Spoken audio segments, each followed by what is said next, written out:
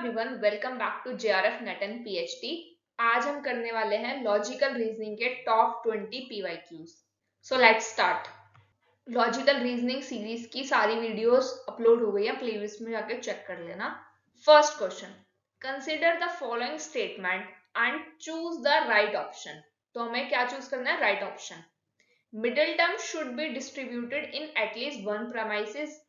Middle term should be present in the conclusion. देखो middle term क्या होता है, ये हम अपनी वीडियो में डिस्कस कर चुके हैं। मिडिल टर्म होता है जो दोनों प्रेमाइसिस में अपेयर होता है लेकिन कंक्लूजन में नहीं होता है प्रेजेंट। प्रेमाइसिस 1 में भी होगा, प्रेमाइसिस 2 में भी होगा, लेकिन कंक्लूजन में मिडिल टर्म नहीं होता है। तो सेकंड स्टेटमेंट तो हमारी इनकरेक्ट हो गई। Both premises can be particular in a valid argument, both premises can be negative in a valid argument. ये सब हमने डिस्कस कर चुके हैं स्क्वायर्स ऑफ अपोजिशन में, जहां हमने बात करी थी ए, ई, आई, ओ, यूनिवर्सल अफर्मेटिव, पर्टिकुलर अफर्मेटिव, इन सब की हमने बात की थी। तो हमारा सी ऑप्शन भी गलत है। दो particular premises valid argument drive नहीं कर सकते। Same with the option D. तो यहाँ पे हमारा सिर्फ ऑप्शन ए करेक्ट है। Answer number 3। If prepositions students are serious is taken to be false, अगर ये preposition false है, then which of the following can be true? अगर ये false होती है तो उसमें से true क्या होंगे? All students are serious, students are serious, ये false है, तो हमारी ये preposition वैसे ही गलत हो जाएगी। क्योंकि अगर हम इसे पढ़ते हैं student are serious, तो ये हमारा क्या बन रहा है? Universal affirmative. और ये स्टेटमेंट भी हमारी किसकी है? ऑल की स्टेटमेंट है, तो ये भी हमारी है यूनिवर्सल अफर्मेटिव की, तो ये भी फॉल्स हो गई। All students are not serious, यहाँ पे आ गया नॉट, तो ये शायद ट्रू हो सकती है। Some student are not serious, ये हमने पूरा डिस्कस किया था अपने स्क्वायर्स ऑफ ऑपोजिशन में, ये वाली वीडियो जाके जरूर देख लेना चैनल पे। Some serious ones are not student, तो यहाँ पे हमारी करेक्ट स्टेटमेंट होगी ऑप्शन बी एंड सी, क्योंकि यहाँ हमें बतानी है ट्रू स्टेटमेंट अगर ये स्टेटमेंट फॉल्स है तो हमारी बी करेक्ट हो सकती है और सी करेक्ट हो सकती है। हमने बात की थी अगर यहाँ पे हमें ए दिया हुआ है, ये है हमारा यूनिवर्सल अफर्मेटिव, अगर हमारा ये फॉल्स है तो हमारा ई करेक्ट हो सकता है और ओ भी करेक्ट हो सकता है, तो ऑप्शन नंबर डी इसका आंसर होगा। If preposition all birds are cow, यहाँ पे भी हमारा आ गया universal affirmative. all birds are cow is equivalent to which of the following preposition? तो यहाँ पे क्या है? some cows are birds, यहाँ पे थोड़ी सी क्या है? birds है, तो ये तो करेक्ट स्टेटमेंट है। some cows are not non birds, many birds are cow, बहुत सारे birds cow है, तो इसका हमारा करेक्ट ऑप्शन होगा ए। हमें क्योंकि इक्विवेलेंट बतानी है, यूनिवर्सल अफर्मेटिव के इक्विवेलेंट हमारी है some cows are birds. Sagrika is never seen reading any mathematics book during the daytime. Sagarika को कभी भी मैथमेटिक्स की बुक रीड करते हुए नहीं देखा गया दोपहर के टाइम पे। Yet she scored 98 marks in the mathematics. लेकिन जब भी उसके 98% मार्क्स आते हैं मैथमेटिक्स में, therefore she must be studying during night. तो ये अज्यूम किया जा रहा है कि वो जरूर रात में पढ़ती होगी। Which of the following means of knowledge is used in this argument? हमने इंडियन लॉजिक की बात की थी, जहां पे हमने थ्योरी ऑफ नॉलेज की भी बात की थी, हमने एनालॉजी, परसेप्शन, इंटरफेरेंस, इन सब की बात की थी, तो यहाँ पे आंसर होगा हमारा implication, अर्थपति। Which fallacy is committed in the following statement? Nobody has even proved that immoral behavior by elected officer erodes public morality. ये हमने अपनी वीडियो में ही डिस्कस किया था, जहां हमने प्रैक्टिस क्वेश्चंस किए थे।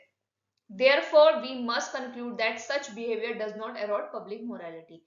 इसका आंसर था appeal to ignorance. Inductive argument proceeds from, हमारा इंडक्टिव आर्ग्यूमेंट कहां से प्रोसीड होता है? इंडक्टिव आर्ग्यूमेंट हम डिस्कस कर चुके हैं, हमारा इंडक्टिव आर्ग्यूमेंट प्रोसीड होता है फ्रॉम पर्टिकुलर टू यूनिवर्सल, सम से ऑल तक, थोड़े से लेके सब पर अप्लाई करने पर, ये होता है हमारा option number 2। Choose the missing term out of given alternatives, यहाँ पे हमें अल्टरनेटिव्स भरना है, और आई थिंक ये सबसे इजी क्वेश्चंस होते हैं लॉजिकल रीजनिंग में। यहाँ पे हमें क्या करना होता है? सबसे पहले सीधा जाके ना पेपर में लिख लो alphabets, A B C D, इसके आगे लिख दो 1 2 3 4 5 6, ये लिख लो अपने पेपर में, जैसे आपको रफ शीट मिली उसके पीछे लिख लो। अब देखो जो हमारा टी है उसका अल्फाबेटिकली रैंकिंग होता है हमारा 20, एफ का होता है 5, ई का होता है 5, एफ का होता है 6। फिर हमारा यू आता है, यू का क्या है T U 21, E F G इसका होता है 7 और हमारा एच का होता है 8। फिर यहाँ पे हमारा दिया हुआ हमें मिसिंग टर्म। अब उससे नेक्स्ट क्या है, उससे नेक्स्ट है हमारा W23 पे एंड K का होता है 11 और L का होता है 12। तो देख लो सीधा पता चल रहा है 20, 21 यहाँ आएगा 22 एंड 23। तो हमारा 22 का क्या होता है V, 5 7 यहाँ पे 1 का डिफरेंस है, यहाँ होगा 9। तो 9 का क्या होता है हमारा I, यहाँ पे भी 1 का डिफरेंस है, यहाँ होता है J। तो option number 3। The sum of deviation taken from which of the descriptive statistical measures is always equal to 0। ये होता है हमारा मीन में और ये भी इंपॉर्टेंट है। Consider the example provided below. यहाँ पे हमें बतानी है मीन्स ऑफ नॉलेज। परमाणुज हम डिस्कस कर चुके हैं, उसके अंदर हमने प्रत्यक्ष, अनुमान, उपमान ये सब डिस्कस कर लिया है। दिस गवैया इज लाइक माई काउ, ये गवैया मेरे काउ की तरह। तो यहाँ पे सीधा सा हमारा क्या हो रहा है उपमा, that is comparison. All childrens are not greedy is an example of which preposition. यहाँ पे बात हुई है ऑल की, हमने अपने स्क्वायर्स ऑफ अपोजिशन में पढ़ा था AEIO यूनिवर्सल अफर्मेटिव की बात हुई है, जहां हम बात करते हैं ऑल की, ऑल SRP। फिर हम बात करते हैं ई में ऑल SR नॉट P। तो यहाँ पे नॉट की बात हुई है, ये हो गया हमारा universal negative, option number 2। The argument which claims that its conclusion is conclusively supported by its premises called। तो ये होता है हमारा deductive argument। when the argument which claims that its conclusion is conclusively supported by its premises, ये होता है deductive argument। जहां पर हमारा conclusion जो है वो true होता है अगर एक premises true है तो। फॉर एग्जाम्पल अगर P1 है हमारा all fruits have seeds, P2 है a mango is a fruit, इसका कंक्लूजन क्या हुआ therefore a mango has seeds, ये हमारा deductive argument. A fallacy in which the conclusion is stated or assumed within one of the premises is known severally as, ये हम discuss कर चुके हैं अपनी वीडियो में, petitio principii, begging the question and circular argument. जहां पर conclusion जो है वो अज्यूम कर लिया जाता है प्रीमाइसेस में ही, option number 4। Match the followings, all SSP ये हमारा यूनिवर्सल अफर्मेटिव, नो SSP ये हमारा यूनिवर्सल नेगेटिव, सम SSP ये हमारा particular affirmative, some S not P ये हमारा पर्टिकुलर नेगेटिव। यूनिवर्सल अफर्मेटिव का हमारा होगा ऑप्शन नंबर 2 नो SSP, इसका होगा हमारा all S non P। Some SSP इसका होगा some S not non P and some S not P इसका होगा हमारा some S non P, option number 3। Which of the following logical informal fallacies committed in the following argument? Mr. X use abusive language towards the child. Mr. X use करते हैं abusive language towards a child who threw a stone on his car, जिसने उनकी car पे stone फेंका था। Since child abuse is a crime, she should be reported to the authorities. Child abuse एक crime है, इसीलिए उनकी रिपोर्ट होनी चाहिए टू द अथॉरिटीज। तो यहाँ पे कौन सी फैलेसी है, यहाँ पे हमारी हुई है इक्विवोकेशन फैलेसी। यहाँ पे हमारी आती है दो स्टेटमेंट, हमें इसमें बतानी है ट्रू और false. When I took deep into myself, I always stumble with one perception or another. I can never catch myself. तो ये स्टेटमेंट हमारी रिफ्लेक्ट करती है डेविड ह्यूम्स एम्पेरिकलिस्ट व्यू। तो ये स्टेटमेंट हमारी करेक्ट है। Self is the logical presupposition of all knowledge, therefore the concept like substance and person cannot be applied to it. ये रिफ्लेक्ट करती है हमारी इमैनुअल कैंट आइडियलिज्म। तो ये स्टेटमेंट भी हमारी करेक्ट है। तो आंसर नंबर 1।